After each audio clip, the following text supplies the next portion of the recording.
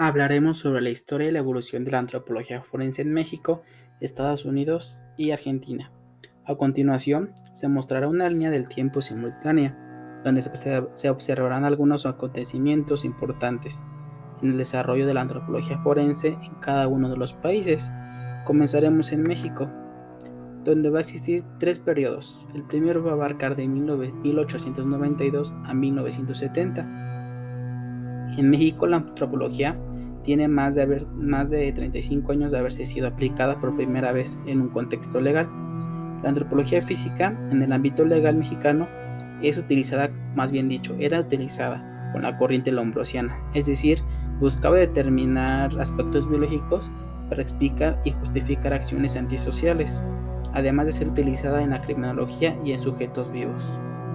Esta serie de sucesos, que abarcan de 1892 a 1970, como ya había mencionado, va a tener referencias europeas, es decir, todo lo que sucedió en Europa prácticamente va a repercutir aquí con los avances en México. Así, de esta manera, todas estas acciones influyen en el cómo se trabajan anteriormente los antropólogos físicos en aquellos tiempos. Comenzaremos en 1892, donde existieron estudios de la antropología criminal hechos por Francisco Martínez y Manuel Vargas. En 1914 existió un estudio de arcadas dentales con tendencias criminales, esto por Francisco Morán. Posteriormente, en 1933, existió un trabajo de descripción de lesiones básicas, esto lo realizó Domingo Campillo. En 1959, una gran parte de los trabajadores de osteología clásica mexicana, como Santiago Genoves, determinaron prácticamente el sexo y la edad en aquellos restos óseos. En 1964 ocurrió un ensayo de antropología criminal en un reclusorio del Perote, esto por Felipe Montemayor. Y en 1970, donde existieron estudios cromosómicos en una prisión mexicana realizado por médicos. Aquí termina esta primera etapa y continuaremos con Estados Unidos, donde la antropología forense o física forense en Estados Unidos se va a dividir en tres etapas de igual manera que en México. La primera sería de los pioneros, esto antes de 1939. La segunda es un periodo moderno que abarca desde 1939 a 1972. Y el tercero, que es desde la época actual y va después de 1972. En los años 80, cuando la antropología forense se convirtió en uno de los campos disciplinarios más dinámicos de América, esto debido a que la antropología ha sabido responder a las necesidades sociales. En 1897, el doctor George Amos es el primer antropólogo forense que testifica ante un tribunal y dictamina que los restos óseos, en el caso de Lockyer, eran de origen humano. Los primeros practicantes de la antropología forense en Estados Unidos fueron anatomistas y especialistas médicos, y gracias a Thomas Darwin y sus aportes, fue considerado el padre de la antropología forense norteamericana. La importancia para el desarrollo de los métodos para valorar la edad en el momento del deceso, el cálculo indirecto de la estatura, la asignación del sexo y el establecimiento de una entidad racial. Todos estos aportes ocurrieron en Estados Unidos, esto antes de 1939, y durante la Primera Guerra Mundial, que fue en 1914, los servicios de antropología forense fueron de gran ayuda para la identificación de restos humanos procedentes de aquel evento bélico. Continuaremos con Argentina, donde el desarrollo de la antropología forense no fue una decisión científica, surge como un problema político. Esto debido a que durante este proceso existió un sinfín de violaciones a los derechos humanos de los ciudadanos. Se practicaba el secuestro, la tortura y ejecuciones, donde aproximadamente 10.000 y 30.000 personas fueron secuestradas, y esto se le denominó desaparición de detenidos. En 1976, el gobierno constitucional de Argentina fue derrocado en un golpe de Estado. Asimismo, en 1983 se eligió un nuevo gobierno constitucional. A un año antes, la organización de las abuelas de Plaza de Mayo. Así fue como pidieron medidas para saber qué había sucedido con las personas desaparecidas y quiénes eran los responsables. En 1983, diversos jueces ordenaron realizar exhumaciones, pero estas se llevaron de manera no científica, es decir, se realizaron exhumaciones de manera incorrecta. Esto con palas mecánicas o por sepulteros que no tenían ningún estudio en antropología, destruyendo, mezclando restos y perdiendo piezas óseas. Por todo esto, a pedido de las abuelas de la Plaza de Mayo, la CONADEP solicitó ayuda a la Asociación Americana para el Progreso de las Ciencias. Esta ayuda fue un asesoramiento para proceder en las exhumaciones para la identificación de sus nietos. De esta manera, en 1984, especialistas forenses extranjeros, específicamente de Estados Unidos, llegaron al país para colaborar con la tarea a solicitud de las abuelas de la Plaza de Mayo. En el país ya existían arqueólogos y antropólogos físicos, con experiencias en análisis de restos óseos, pero no en casos forenses. Estos no ofrecieron su ayuda. Las universidades no quisieron involucrarse en estas investigaciones. Así fue como en 1984 el doctor Cyril Snow, que fue antropólogo forense estadounidense y uno de los fundadores de la disciplina, marca el origen de la aplicación y desarrollo de la antropología forense en la Argentina. Gracias a su trabajo, la ciencia cumplió un papel fundamental en la investigación de desastres masivos y en casos de la violencia política que requieren exhumaciones y análisis. A partir de estos cambios en Argentina, la antropología forense tiene cambios en el campo de la antropología, aplicada en la investigación de casos de desaparición forzada.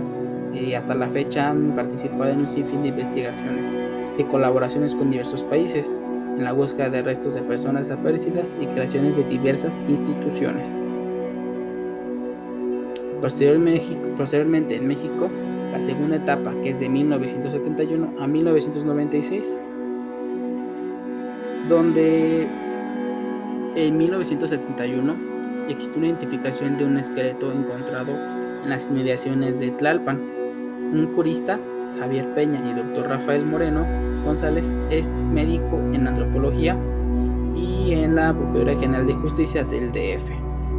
Ellos fueron quienes hicieron este descubrimiento. Posteriormente, en 1973,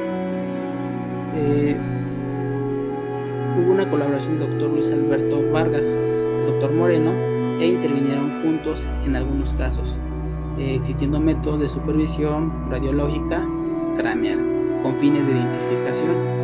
Posteriormente, en 1976, todos estos hechos marcaron un nuevo rumbo a la aplicación de la antropología física en el ámbito legal. Finalizando en 1996, el antropólogo físico y maestro Arturo Romano Pacheco fue el consultor más importante de la materia por parte de la Procuraduría General del Distrito Federal. De esta manera termina esta segunda etapa. Continuamos con la segunda etapa de Estados Unidos, donde Thomas Stewart colaboró con antropólogos y el FBI, y junto a Lawrence fueron los investigadores de colaboración con el eje y que ayudaron en el desarrollo de la disciplina.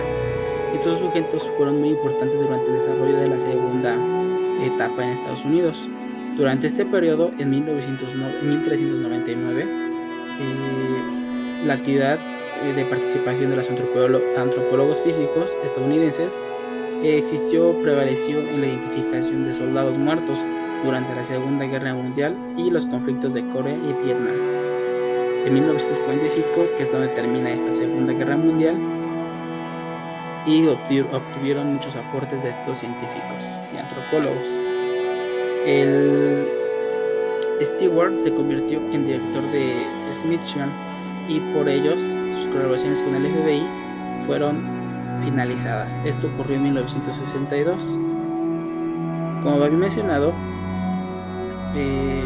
Thomas Stewart colaboró con antropólogos y el FBI, y junto a Lawrence fueron los investigadores en colaboración con el eje y que ayudaron en el desarrollo de la disciplina. Posteriormente, en 1962, Lawrence, nuevamente antropólogo físico y anatomista, curador de antropología física del Smithsonian, asumió la responsabilidad del consultor del FBI. Así, en 1972, varios antropólogos organizaron y establecieron la sección de antropología física en la American Academy of Forensic Science, esto terminando en 1972. Posteriormente, en México, esta tercera etapa va de 1996 hasta la actualidad, donde Caramex surge. Este es un sistema de retrato hablado asistido por computadora para la población mexicana. La cara del mexicano, o Caramex, es realizado por los antropólogos físicos, el Dr. Carlos Serrano, que se consideró como el responsable del proyecto, y la doctora María Villanueva como corresponsable, Jesús Loy y el ingeniero Carl Link encargado de toda la parte computacional. En 1996, de igual manera, existió un curso de antropología forense impartido por el Dr. Edwin Crespo Torres. Este curso se impartió como materia optativa en la Escuela Nacional de Antropología e Historia, despertando el interés de los alumnos. Existió un trabajo que consistió en el análisis de una muestra de cadáveres para determinar el grosor del tejido blando facial de individuos. De esta manera, gracias a Caramex y estas tomografías, se podía hacer una reconstrucción de rostros. Así, de esta manera, en la actualidad, el INACIP, Instituto Nacional de Ciencias Penales, actualmente es quien imparte o capacita cursos de diplomados o maestrías en antropología forense. Finalmente, la tercera etapa de Estados Unidos, en 1972, se fundaron centros de investigaciones en las universidades con las participaciones de las instituciones encargadas de justicia. De igual manera, se crearon secciones de antropología física en la Academia de Estados Unidos de Ciencias Forenses. En 1977 se creó la American Board of Forensic Anthropologists, la ABFA, y se organizó un programa de diplomados con la finalidad de acreditar a los miembros como antropólogos forenses, finalizando en 2003 la Asociación Latinoamericana de Antropología Forense, la ALAF, que promueve el uso de la antropología y la arqueología forense, además de promover capacitaciones de antropólogos y arqueólogos forenses latinoamericanos, entre otras. Como podemos observar, este sinfín de acontecimientos, desde las épocas en Estados Unidos, Argentina y México, han ayudado a lo largo de la historia de la antropología forense. De esta manera, existieron demasiadas atribuciones por parte de diferentes científicos y antropólogos para crear diferentes instituciones y ser hoy en día la antropología forense una de las herramientas muy importantes para la identificación de personas